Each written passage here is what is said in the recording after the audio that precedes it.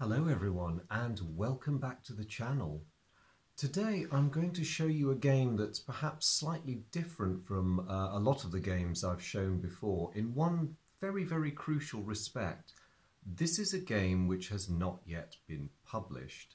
What am I talking about? Well, not so long ago I was contacted by a gentleman who's been following my channel and who very kindly wanted to share with me a game that he has been developing. And that game is Dreadnoughts, Fortresses of Steel. Now, as you can see from the date range, despite the name Dreadnoughts, all of the classic battleships of the Steel era are going to get a chance to participate in this marvellous thing. Of course, it's covering the period 1880 to 1910.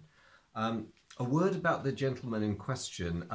He and his name is Rolf Grein, and you may know him already because in my videos on Attack Sub, I acknowledge the contributions of someone who went by the name of Happy Wanderer. Well, it's my pleasure to introduce him properly now. Rolf has developed this game along with his partner in development, Nick Salmon, and they have very kindly sent it to me to allow me to play test it and to see what I think. And I've had a few games under my belt, and I just want to say from the start that this is a very interesting treatment of a very interesting period in naval warfare.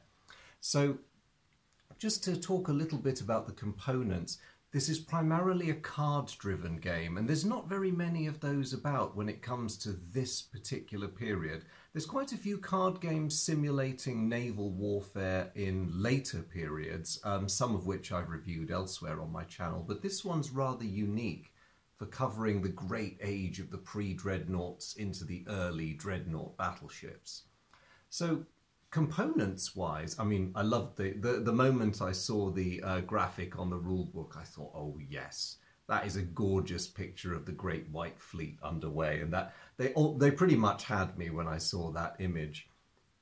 Now, I must be honest, when I first saw the PDF, which ran into nearly 50 pages, I thought, oh my goodness, this looks terribly complex for a card game. We're almost talking Avalon Hill's Up Front here, which is another game that I love, but not a bit of it.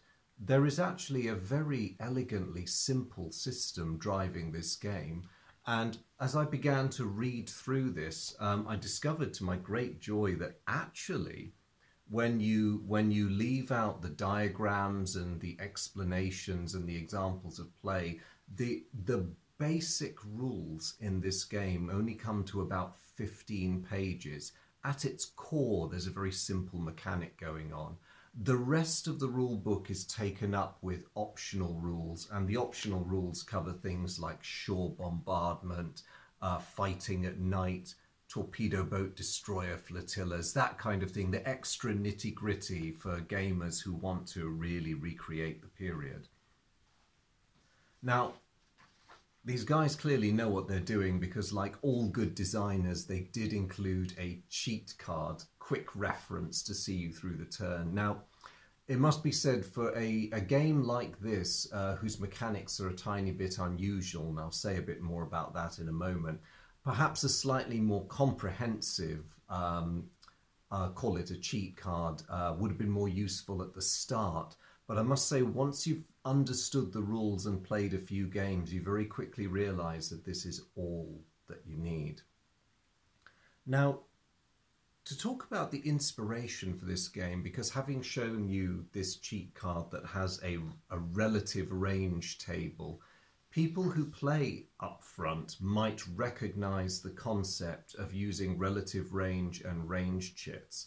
This game owes a fair degree of inspiration to both Up Front, the infantry card game set in a World War II setting, but it also owes some ideas to an earlier Avalon Hill title, and that's Attack Sub, which is another one that I've reviewed on this channel. Now, I say inspiration because Dreadnoughts is inspired by these two card games, but there's no slavish copying going on here. Having played this a few times, I would say that my sense of it is that the designers have been very familiar with those earlier games, and they have taken the best elements of them and very cleverly modified them and worked them into a period sorry, let me start that sentence again. That was a bit clunky. They have taken these ideas as a basis, and they have worked them into a system that pays very efficient and very eloquent homage to the era of the pre-dreadnought battleship. So the relative range concept in this game is actually a surprisingly elegant one for a game that's centered around warships represented by ship cards. So there's no maneuvering of ships on a board. Much like attack sub, the combat movement and the combat ranges are abstracted. So they're controlled in various ways. I'll talk about the cards a bit more in a moment, the ship cards that is. But I just wanted to show you what else you get by way of the mechanism of this game. So at its core, in addition to the ship cards, you get a deck of action cards, and people who have played attack sub will recognize the very familiar layout. It's been changed and adapted in a way that works really, really well for this period. And certain new embellishments have been added that are more relevant to naval combat at the end of the 19th century and beginning of the 20th. So we have these different sea state cards, which you can either choose when you're crafting a scenario or playing a historical scenario, or they can be randomly generated at the beginning of the game. There are even modifiers included to account for the behavior of weather in different seas and oceans. So given the time of year, you may be more likely to get bad weather, or you may get fine weather in the Mediterranean. In fact, you're probably guaranteed more fine weather in the Med than anywhere else. And the sea state cards link directly into the use of the squall and the fog cards. Now, depending on what sea state you get, these cards are shuffled into the action deck, and when drawn, they can represent the appearance of bad weather. It's a very clever mechanic. Now, what about the action cards themselves? Now, these are very, very simple, very, very straightforward, and the cards tell you what they do. I mean, the abbreviations, you get used to them very quickly. SF is salvo fire, F is formation, E for engineer. And the color coding system is, again, the height of simplicity. So cards that are red are reaction cards that you play on your opponent's turn. Usually purely red cards are things like evasive action. You know, you're basically trying to counter something that your opponent is doing. Cards that are in black, such as salvo fire here, is something that you play only on your turn. And then, of course, another thing that fans of attack sub will recognize, there's the mixed use card, which can be played either on your turn or your opponent's turn. So effectively what this game comprises, each player will have anything from 1 to half a dozen, perhaps even 8 ships on their side, depending on the scenario. And they'll be sitting in close proximity with their ship cards out in front of them in a row. And turns are a matter of assigning orders to your ships through the use of cards that you play, maneuvering closer to your opponents, trying to find the range to them, or perhaps getting even closer so you can bring your secondary guns into play. The ship cards are beautifully, beautifully presented. I really like the aesthetic of these. They capture the flavour of the period, and as far as possible, they are drawn to scale. So you get a real sense of what these behemoths were like alongside each other. As for the anatomy of a card, it looks like there might be a lot of complex stuff going on here, but the vast majority of it is simply a display. So up in the corner here, you have the space for your relative range marker. So as your ship maneuvers closer or further away from the opposing force, you place a counter so that the relative range to any other ship in the enemy formation can be gauged. So it doesn't matter whether you're operating as a single formation or whether you've decided to split your squadron into divisions, you can instantly calculate the relative distance to another ship.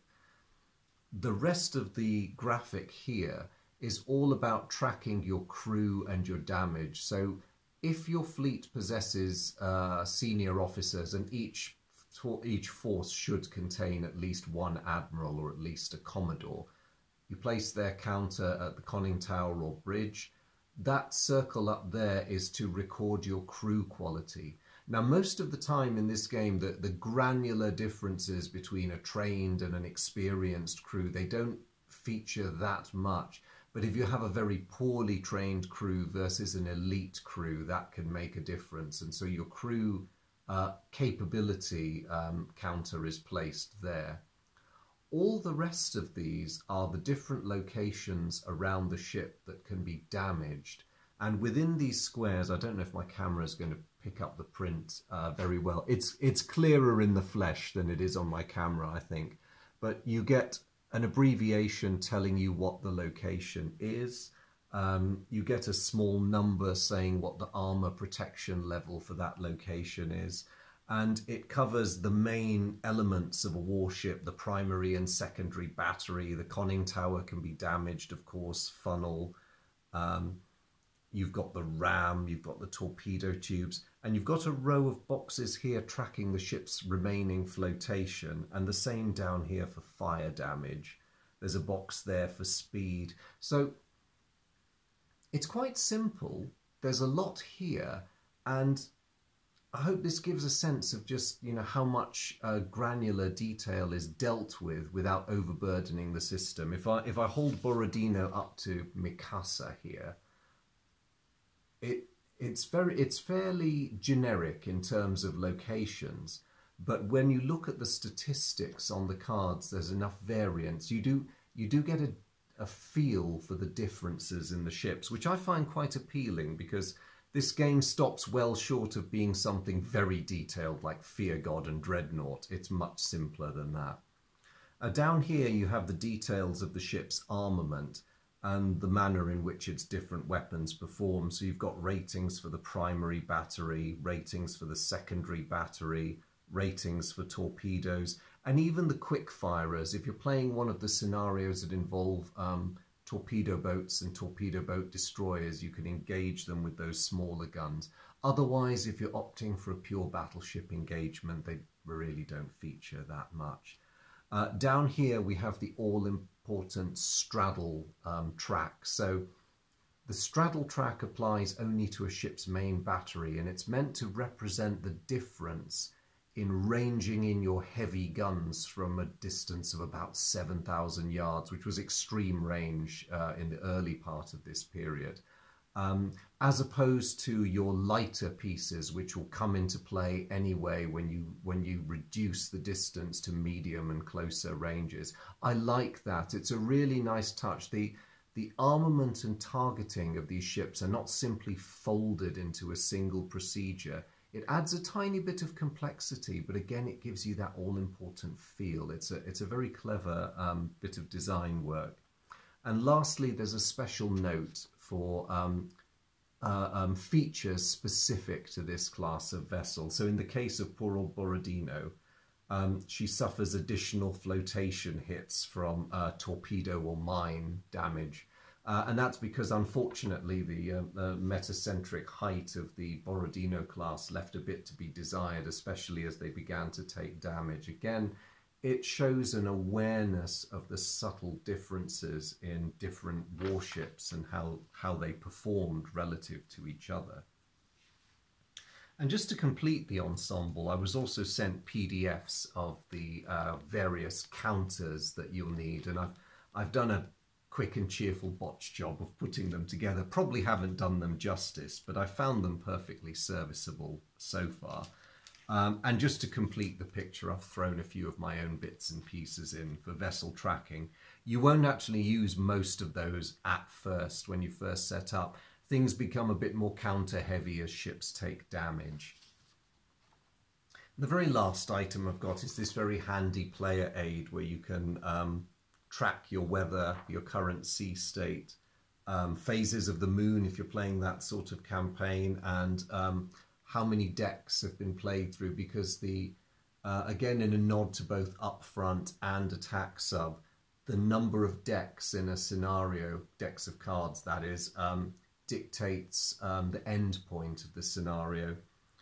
And lastly, we have the maneuvering advantage track, and this is something that I really like, because maneuver in this game is not just about altering the distance between your ships and the enemy ships. There's an additional mechanic that allows you to combine the range you're attempting to set without maneuvering the enemy. So of course the holy grail for either side is achieving crossing the T, but you can slowly build up to that and gain a bit of an advantage over the opposition. It all takes a bit of good maneuvering, the maintenance of a good head of speed. Of course, the advantage of having a higher speed is that you have a better chance of outmaneuvering your opponent. That has been thought of as well, and it can be a critical advantage in this game. So much for the components and the base introduction. I realise I've gone on for quite a bit about this, but I just want to say a big thank you to Rolf and Nick for sending me this. It is a fun game. It did take me a bit of a while to get my head round it, because it's a combination of a very interesting approach to a period that I love, but there's elements of two games I'm quite familiar with. Not necessarily copied and pasted in, I wouldn't say that because that's not accurate, but closely examined and altered to suit the needs of this period. And so in order to learn this game, I did have to slightly unlearn what I thought I knew, but that was a very enjoyable experience. And so in my next video, I'm going to do a brief playthrough of part of an engagement just to show you all how this game system works.